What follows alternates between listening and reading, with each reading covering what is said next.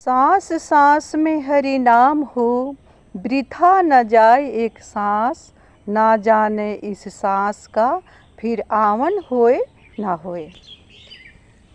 श्री शिवाय नमस्तुभ्यम। हर हर महादेव। प्रिय दोस्तों, मैं मीतू शुक्ला एसपीएम ब्लॉग में आप सभी का स्वागत करती हूँ। दोस्तों, आज की मेरी एक कथा है ना, बहुत प्राचीन है। ये कथा एक राजा का है और ये राजा कैसे राजा से भिखारी बन जाता है, उसके जीवन में कैसे सब कुछ छीन जाती है और रोड पर वो भीख मांगने लगता है।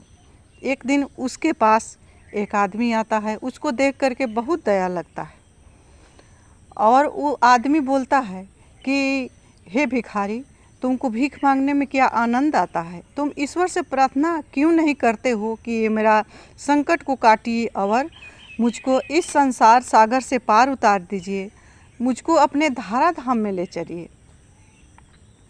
तो भिखारी क्या कहता है दोस्तों, ये सुनने के लिए आप बने रहिए मेरे साथ मेरे वीडियो में, क्योंकि आज की वीडियो है बहुत ही ज्ञानवर्धक है। ज्ञानवर्धक के साथ हम सभी को ये कथा सीख देती है, इसीलिए इस कथा को अपने पूरे परिवार के साथ बैठ कर के सुनिएगा, बहुत शांत भाव से सुनिएगा इस कथा को और लाभ उठाइएगा, क्योंकि ये कथा बहुत सारी सीख दे कर के जाती है। हमें जीवन में किस तरह से रहना चाहिए, कैसे दूसरे पर दया करना चाहिए, क्योंकि ईश्वर को दिन बदलते देर नहीं लगता है।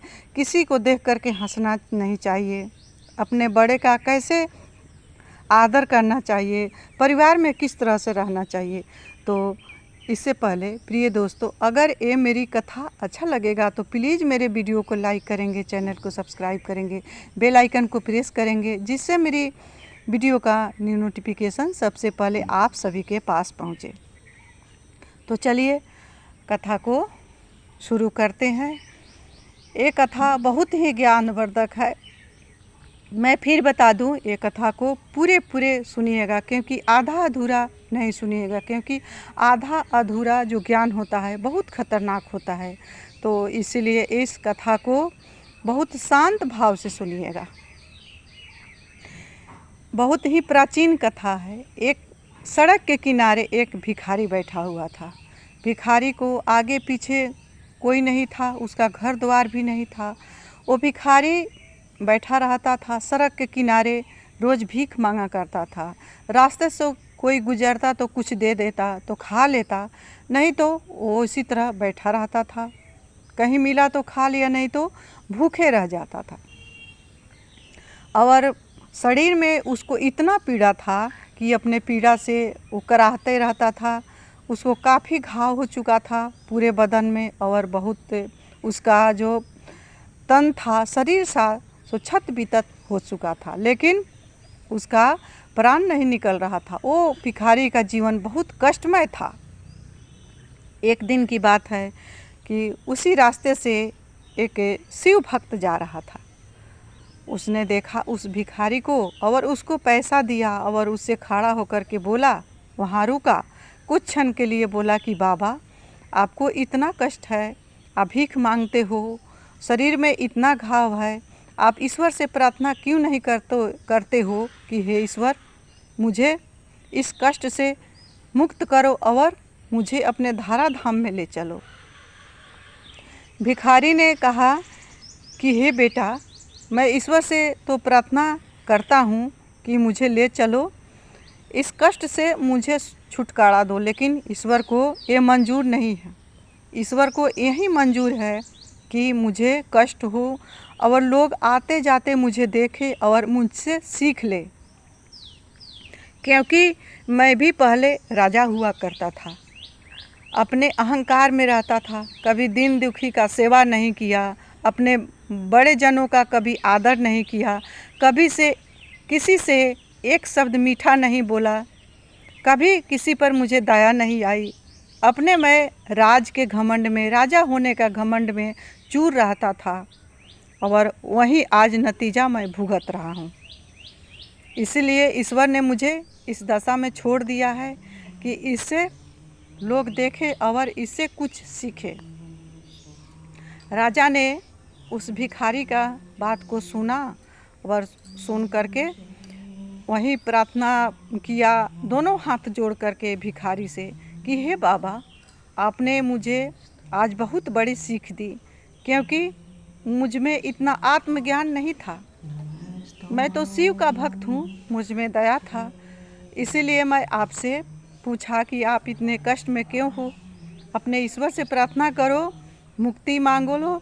लेकिन मुझ में इतना ज्ञान नहीं था कि राजा होते हुए जब सुख का दिन आए तो क्या करना चाहिए, जब आपको राजपाट मिले तो क्या करना चाहिए, कहीं से सफलता मिले तो क्या करना चाहिए।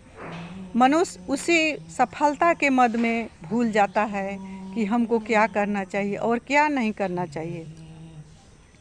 तो हे बाबा, आपने बहुत बड़ी आज सीख दी, बहुत बड़े ज्ञान दिए आपने, आप मेरे गुरु हो, क्योंकि ऐसा ज्ञान आपसे पहले कोई मुझे नहीं दिया था, इसीलिए मैं आपका जीवन पर्यंत ऋणी रहूँगा। इस तरह से राजा ने भिखारी से बोला और राजमहल में आकर के एकांत में बैठ गया।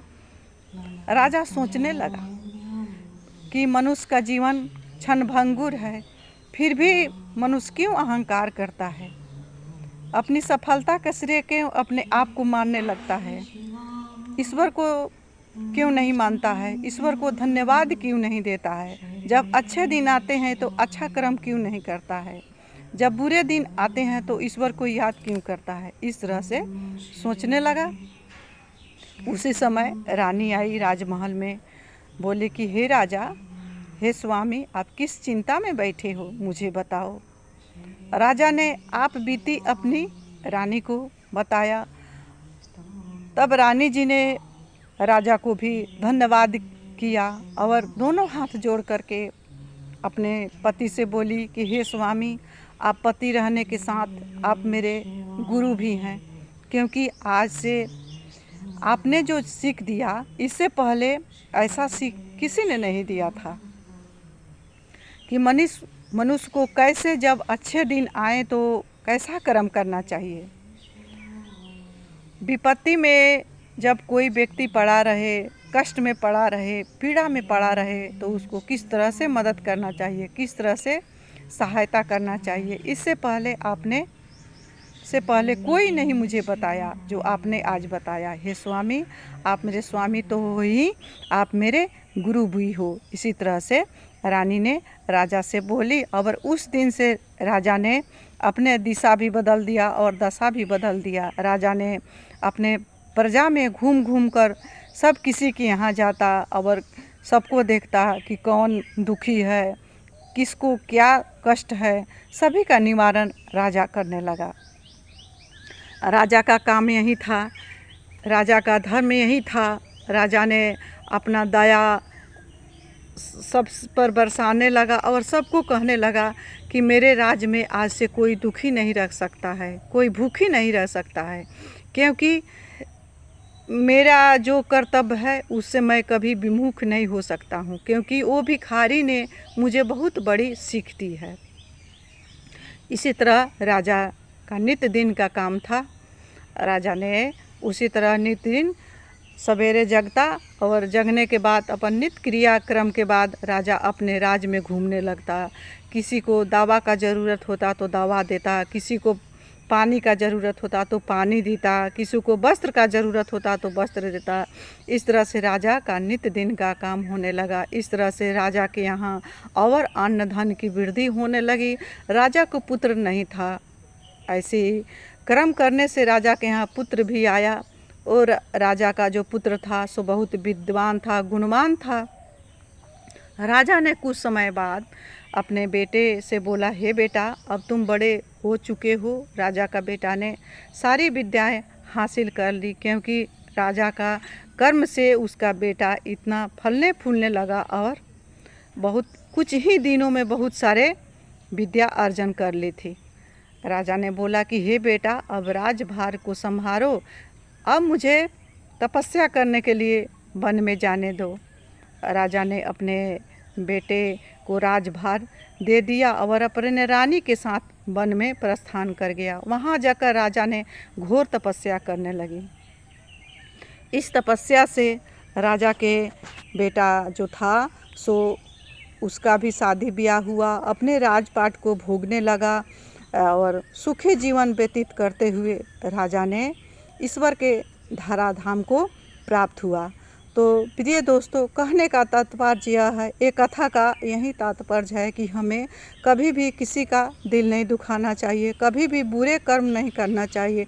जब कहीं से सफलता मिले, धन आए, लक्ष्मी आए, उसका श्रेय ईश्वर को देना चाहिए। दीन दुखी का सेवा करना चाहिए, दूसरे के कल्याण के लिए हरदम सोचना चाहिए। इस तरह से जीवन व्यतीत करना चाहिए, कभी किसी पर हंसना नहीं चाहिए। एक कथा का सार यही है।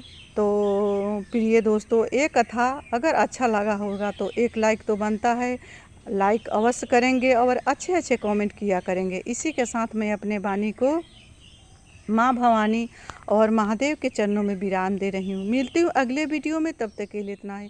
श्री शिवाय नमस्तुभ्यम।